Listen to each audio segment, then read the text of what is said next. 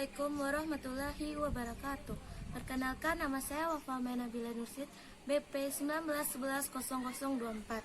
Saya mahasiswa dari Universitas Dhamma Andalas, Fakultas Ekonomi dan Bisnis, jurusan S1 Akuntansi.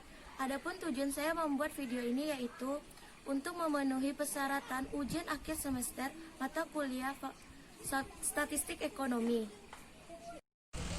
Baiklah, sekian perkenalan dari saya. Next ke videonya. Baiklah, saya akan menerangkan tentang rangkuman materi yang saya pelajari selama ujian akhir semester kemarin. Adapun materinya terdiri dari 9 bab, dimulai dari statistik deskriptif dan terakhir pengujian hipotesis. Baiklah, saya akan menerangkan bab 1. Bab pertama yaitu tentang statistik deskriptif. Pengertiannya, statistik deskriptif itu adalah metode yang berkaitan tentang pengumpulan penyajian suatu gugus data sehingga dapat memberikan informasi yang berguna. Selengkapnya dapat dilihat di PowerPoint ini. Yang kedua, kategori deskriptif dalam penyajian data. Ada 2 bentuk. Yang pertama, bentuk grafis, dan yang kedua, bentuk numerik. Bentuk grafis yaitu ada histogram, diagram kue, poligon, ogive, diagram batang dan daun. Dan sementara bentuk numerik ada 5 juga: central tendency, dispersion, fractal, skewness, dan pengujian keruncingan. Bab 2 yaitu tentang koefisien korelasi dan regresi.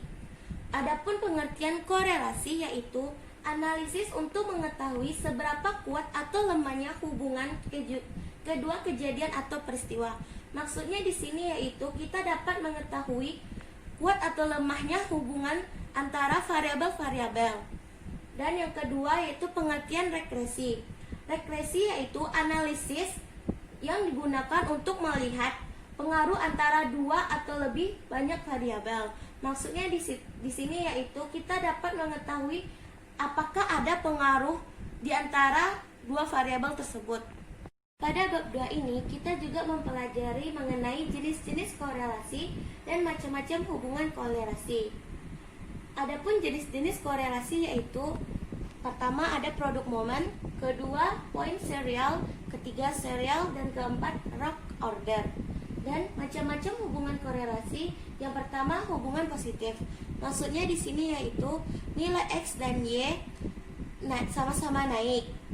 Dan yang kedua, hubungan negatif. Maksudnya di sini yaitu nilai X-nya turun sementara nilai X-nya naik, nilai Y-nya naik. Dan yang ketiga, hubungan tidak ada korelasi. Maksudnya tidak adanya hubungan antara nilai X dan Y. Dan yang keempat, hubungan korelasi sempurna. Maksudnya di sini yaitu perbandingan antara nilai X dan Y sama-sama turun dan sama-sama naik. Bab 3 yaitu mengenai regresi linear sederhana dan analisis korelasi sederhana. Yaitu pertama kita mempelajari terlebih dahulu definisi analisis regresi linear sederhana dan korelasi sederhana. Adapun pengertian dari analisis regresi sederhana adalah hubungan fungsional yang menghubungkan antara 2 kejadian atau peristiwa atau persamaan matematis yang menghubungkan hubungan di antara 2 kejadian tersebut. Dan yang kedua, kita mempelajari tentang definisi analisis korelasi sederhana. Adalah analisis yang digunakan untuk mengetahui seberapa kuat atau lemahnya hubungan kedua kejadian tersebut. Selain itu, kita juga mempelajari mengenai contoh regresi linear sederhana dalam kehidupan sehari-hari. Dan saya mengambil contoh ada 2, yaitu yang pertama, apakah ada hubungan antara jumlah permintaan dari konsumen dengan jumlah produksi dari produsen? Jawabannya ada, yaitu apabila permintaan semakin tinggi dan produk yang diproduksi produsen tidak mencukupi, maka akan terjadi yaitu hubungan yang negatif. Dan yang kedua, apakah ada hubungan antara jarak sebuah kota dengan jumlah bensin kendaraan? Jawabannya itu ya ada, yaitu apabila kita pergi ke sebuah kota yang jaraknya cukup jauh dan bensin yang kita gunakan tidak cukup, maka kendaraan itu bisa berhenti sendiri. Lalu contoh selanjutnya, contoh korelasi sederhana dalam kehidupan sehari-hari. Dan saya mengambil contohnya yang pertama, apakah ada hubungan antara kenaikan harga pokok dengan perekonomian masyarakat? Jawabannya yaitu ada. Apabila hubungan kenaikan barang harga pokoknya tinggi, relatif tinggi, dengan perekonomian masyarakat yang relatif rendah, maka itu akan mempengaruhi hubungannya di korelasi sederhana. Dan yang kedua, apakah ada hubungan antara pendidikan anak dengan beasiswa sekolah? Jawabannya ada, yaitu sangat kuat. Dimana saya bilangnya sangat kuat apabila seorang anak yang keluarganya tidak cukup ekonominya dan mengambil beasiswa, jawabannya itu ada, yaitu apabila pendidikan seorang anak relatif tinggi dan maka sekolah akan berpacu-pacu untuk menggunakan sebuah beasiswa. Maka hubungannya sangat kuat. Materi selanjutnya yaitu kesalahan baku penafsiran persamaan regresi. Dalam kita menafsirkan persamaan regresi, seringkali adanya kesalahan. Seperti gunanya untuk mengetahui batasan seberapa jauh melesetnya perkiraan dalam meramal data. Dan yang kedua, keterangan. Apabila semua titik observasi data tepat berada pada garis regresi, maka kesalahan baku sama dengan 0, berarti tidak ada kesalahan. Dan yang selanjutnya, yang E yaitu koefisien korelasi.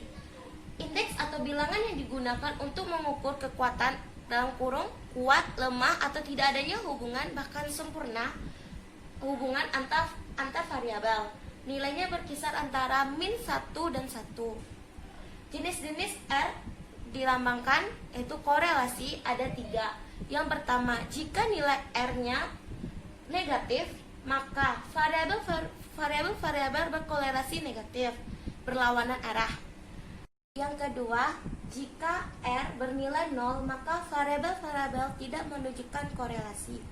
Yang ketiga, jika R bernilai plus 1 atau min 1, maka variabel menunjukkan korelasi positif atau negatif yang sempurna. Bab 4, yaitu mengenai regresi linear berganda dan korelasi linear berganda. Adapun definisi regresi linear berganda dan korelasi linear berganda. Regresi linear berganda adalah hubungan secara linear yang melibatkan lebih dari satu variabel independen dengan variabel dependen. Yang kedua, korelasi linear berganda adalah angka yang menunjukkan arah dan kuatnya hubungan antara dua variabel secara bersama. Selanjutnya yaitu mengkaitkan analisis regresi atau korelasi dengan pengujian hipotesis. Kaitan antara regresi atau korelasi dengan pengujian hipotesis adalah untuk mengetahui arah atau hubungan antara dua variabel, kita perlu melakukan analisis regresi atau korelasi. Karena analisis ini dapat memprediksi nilai dari variabel dependen apabila nilai variabel independen mengalami kenaikan atau penurunan. Hal ini terdapat di pengujian hipotesis pada langkah pertama, yaitu hipotesis uji, di mana dimisalkan HA tidak ada hubungan antara X1, X2 sampai Xn secara bersama-sama terhadap Y. Dan yang kedua HO, adanya hubungan antara X1, X2 sampai Xn secara bersama-sama terhadap Y. Itulah kaitan antara analisis regresi atau korelasi terhadap pengujian hipotesis. Bab 5. Analisis data berkala. Definisi data berkala: pengumpulan data dari waktu ke waktu untuk menggambarkan perubahan atau perkembangan atau kecenderungan suatu keadaan atau kegiatan atau sebuah peristiwa. Manfaat data berkala dapat mengetahui kondisi masa mendatang atau meramalkan masa mendatang. Materi selanjutnya yaitu C. Penggolongan data berkala ada 4, yaitu tren jangka panjang atau trend. Yang kedua, gerakan siklis atau cyclical. Yang ketiga, gerakan musiman atau seasonal. Yang keempat, gerakan tak beraturan atau irregular. Dan selanjutnya, metode menentukan persamaan trend linear. ada 4, yaitu metode bebas, metode setengah rata-rata, metode rata-rata bergerak, dan metode kuadrat terkecil.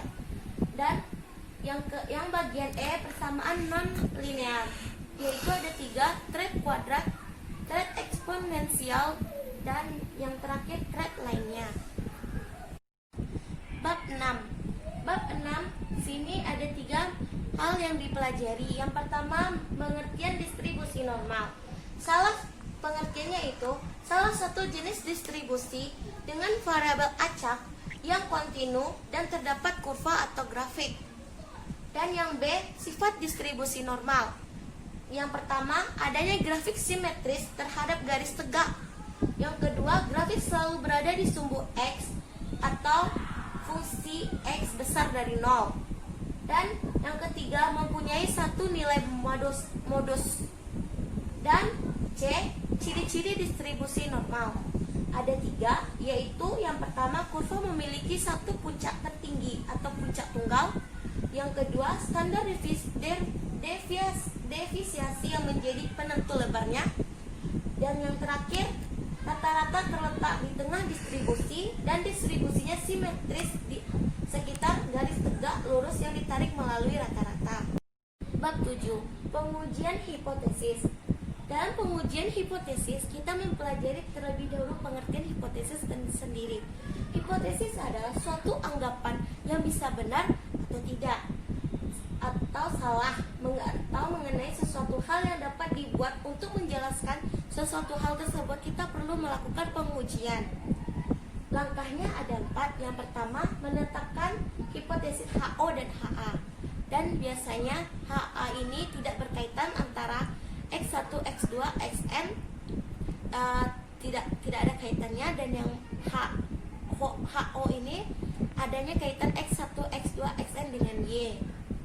Dan yang kedua, menetapkan taraf nyata alfa. Menetapkan taraf nyata alfa ini biasanya ada di soalnya diterangkan terlebih dahulu. Dan yang ketiga, menetapkan statistik uji yang cocok untuk menguji HO. Dan yang keempat, menghitung nilai statistik uji ZH. Itu kita dapat menggunakan tabel Z. Dan terakhir, menarik kesimpulan. Bab 8. Bab 8 ini kita mempelajari tentang distribusi sampling. Adapun pengertian distribusi sampling yaitu distribusi dari besaran-besaran statistik seperti rata-rata, simpangan baku, proporsi yang muncul dari sampel-sampel. Dan metode sampling yaitu cara pengumpulan data yang hanya mengambil sebagian elemen populasi, misalnya objek penelitian homogen, objek penelitian yang mudah rusak, penghematan biaya dan waktu, serta masalah dalam penelitian. Bab terakhir yaitu bab 9, yaitu tentang pendugaan parameter. Kita mempelajari tentang pengertian pendugaan parameter, yaitu melakukan estimasi terhadap nilai dugaan atau tafsiran suatu parameter tertentu, karena pada umumnya nilai parameter suatu distribusi tidak diketahui. Yang B, metode pendugaan parameter, yaitu ada 2, metode pendugaan klasik dan metode pendugaan bias. Dan ciri-ciri pendugaan yang baik, yang pertama, tidak bias, efisien dan konsisten. Dan yang terakhir D, jenis-jenis pendugaan parameter ada 4. Yang pertama, pendugaan rata-rata, pendugaan proporsi, pendugaan variasi, dan pendugaan interval. Baiklah, terima kasih kepada semuanya yang telah menonton video dari saya. Saya tutup dengan Assalamualaikum warahmatullahi wabarakatuh.